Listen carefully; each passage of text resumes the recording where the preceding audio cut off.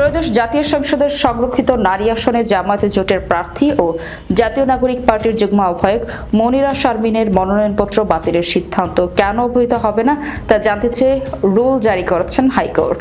বুধবার বিচারপতি রাজিক আল জলিলের নেতৃত্বাধীন হাইকোর্ট বেঞ্চ এ আদেশ দেন।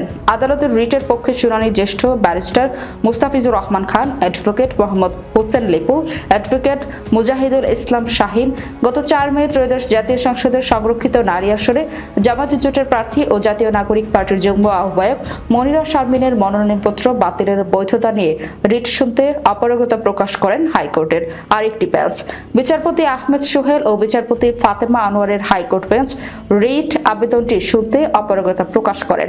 এর আগে ত্রয়োদশ জাতীয় সংসদের সংরক্ষিত নারী আসনে জামায়াত জোটের প্রার্থী ও জাতীয় নাগরিক পার্টির যুগ্ম আহ্বায়ক মনিরা শারমিনের মনোনয়নপত্র বাতিলের রিটার্নিং কর্মকর্তার সিদ্ধান্ত বহাল রেখেছে নির্বাচন কমিশন।